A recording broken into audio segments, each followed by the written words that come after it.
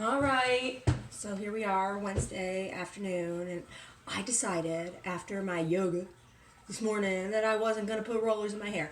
I'm going to take a shower tonight and put rollers in my hair tonight so that my hair is ready to go tomorrow morning when I get up. I don't know. We'll see how I feel about showering at night, because sometimes, like if I have hot flashes in the middle of the night, then I sweat all over the place. So, got my roll of cookie dough here. And this is the lavender cookie dough. I already got the, see, it gets a little flat on the bottom when it sits on the tray in the fridge before it firms up. I'm going to smack it back into kind of a round shape. It's hard!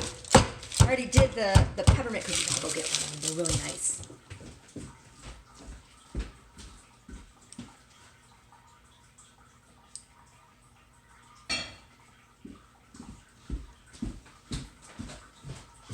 So, it's my peppermint cookie, my peppermint weed cookie. It's full of candy canes, and it's full of weed. And these are full of weed too, but these are the lavender ones. These are the ones that I'm gonna make little sandwiches with and stuff them with marmalade.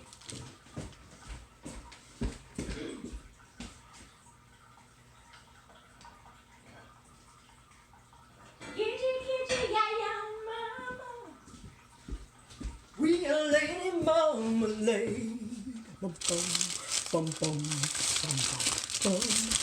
Left my stove on.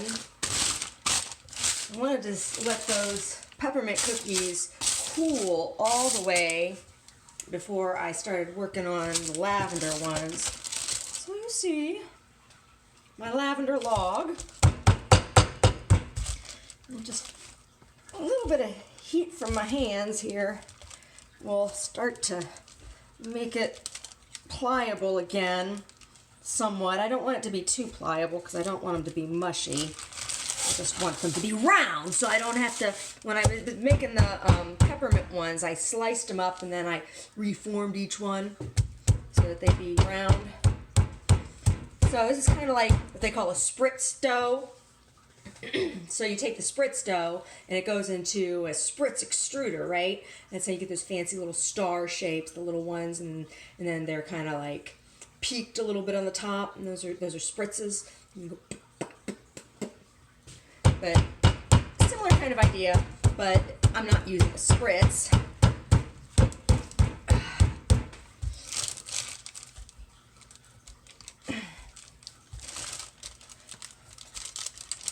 See, if I just let it chill for an hour and done this yesterday, it wouldn't have been nearly as firm as it is right now. Looking forward to getting my voice back. Let's see how long it takes. Shave off just a very little bit at the end here. And I'll form that into a cookie by itself. I didn't do this on the other one. I had the two little nubs at the end, and they weren't so pretty. This one won't be so pretty either, but at least it'll just be one. But see, now I have a nice log, nice roundish looking log here. And now I'm going to cut them, but I need to cut them thinner than I did the peppermint cookies, because these are going to get stuffed. And they only spread out a little bit on the cookie sheet. And I baked those other ones. The thing said 8 to 10 minutes, but I found that they needed more like 12 minutes. And they got a little brown on the bottom, but that brown they're not burnt, it's just browner than the top. And it's because I need to get new cookie sheets. My cookie sheets have been around a while, and now when I use them, I have to line them with parchment paper. And I think that's really what happened with that other batch, is the parchment paper kind of browned. So, see, we'll see. We'll see how these go.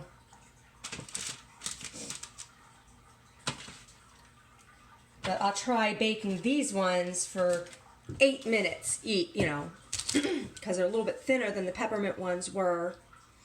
Not quite half as thin, but you know, what are you gonna do?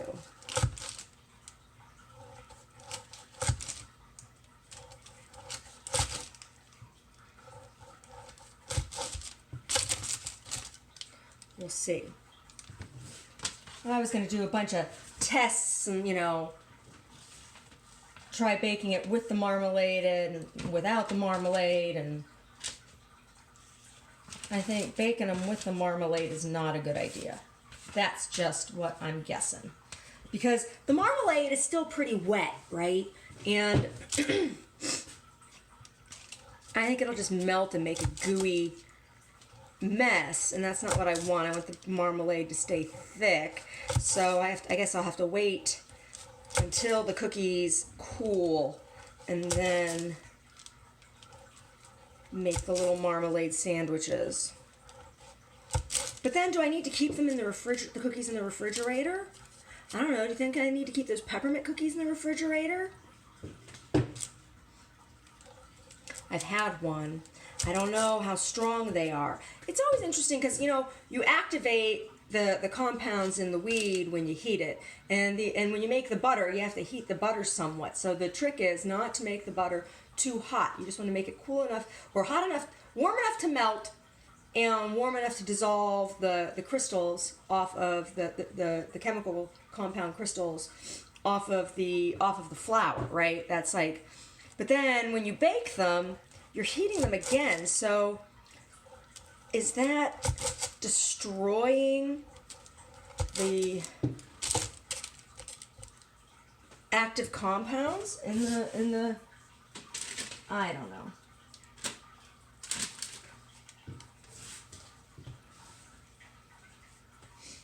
I don't know. What's the answer? I don't want to. There's probably like $50 of weed in these cookies. No, 2/8. So it was 2/8, 2/8 of weed, so 1/4 ounce of weed, and 2 cups of butter. So an eighth. I put it. It was an eighth to a cup of butter. And I don't know. I don't know how potent that is going to be. See, they're still kind of flat on one side. They're still kind of flat. Reshape them a little bit. It's a little rounder, right?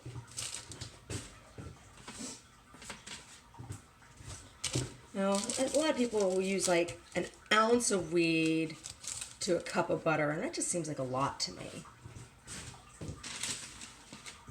I mean, I don't like eating an edible and just getting blown out of the water. But I suppose that's the difference between being a junkie and enjoying cannabis. I use it medicinally too, but you know, in different ways, topically and stuff. We'll see. Okay, so I still have about 1/3 of the log left. And I got 2 trays of 12 here. Do this first tray. We'll try it for 8 minutes.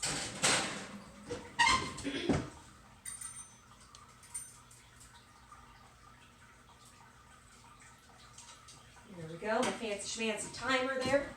And I need to put this back in the refrigerator because I don't want it getting too soft. If it gets too soft, then it's hard to cut, you know. Using this, this is actually a cheese knife, which is, I think, a good choice for the cookie dough, because once the cookie dough is firm like this, it's kind of cheese-like in texture. I gotta start thinking about what I'm gonna make for dinner tonight. Omar, he's just like, he really likes burgers a whole lot, and we've been buying these Beyond Burgers, you know, because they're vegetarian, and they're pretty good, but we've had a ton of them recently, and it's like, I have 2 more burger buns in the refrigerator that are going to be stale if we don't use them. So maybe I'll just make burgers one more time this week.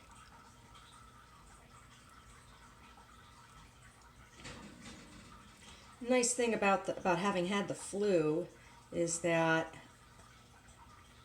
it has readjusted my appetite, so I'm not nearly as munchy as I used to be, which is nice. Maybe just that alone will help me keep weight off.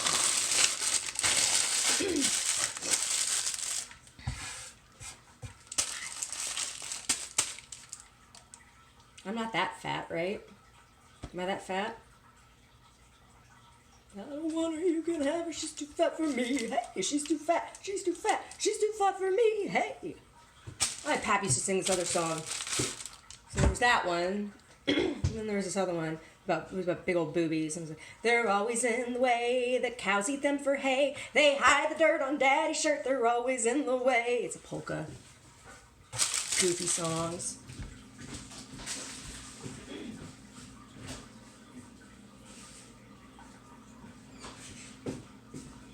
So, what do you think? Is it going to be burgers tonight? I have corn, you know, that it's the chicken substitute, the fungus-based chicken substitute, and it's pretty good. I have some corn patties in there. And I still have my raviolis that I made because we didn't get to eat them over Christmas because fat ass here had the flu. I was thinking I'll use those corn cutlets and make like chicken parmesan, and then boil up a few raviolis to go with that, and then make a sauce. And then I have some broccoli in there, and I was considering doing a broccoli soup, doing a cream of broccoli soup. But maybe we'll have that. Although I have arugula, I could do a nice arugula salad, which I think would probably go better. So I could do the raviolis with the corn parmesan, and then a nice salad. And then I have that broccoli in there. I'm going to do a cream of broccoli and mushroom soup. I have shiitake mushrooms. I'm going to do broccoli and mushroom soup with some red skin potatoes. Only thing is, I don't have any celery. I thought I had some celery, but it was like got all limp. It was like all limp and sad. You know, little celery gets sometimes in the fridge. It's like, so I had to get rid of that. Even Brody didn't want to eat that. Brody, dick nuts. He's outside right now. Anyway, when those cookies come out of the oven, I'll show them to you.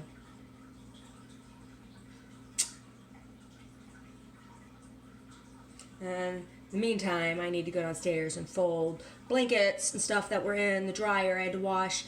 I washed all the blankets and everything on the bed, so the bed's all clean now because I had the flu, you know. Omar had the flu too for a couple days, but he didn't have it nearly as bad as I had it. I had it pretty bad. Not as bad as when I had it the first time, but it was pretty yucky. So, sprayed down the mattress with rubbing alcohol, which was stinky, but, you know, kill anything that's on that mattress. We need to get a new mattress. Don't get a sleep number. Those sleep numbers are a waste of fucking money. That thing, it doesn't hold air, and the company was really shitty with the service when we bought it. They're like, oh yeah, when you move, just call us and we'll help you.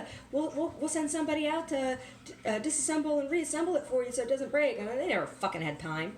Wouldn't return calls. Just paid all that money for nothing. That bed doesn't hold air anymore.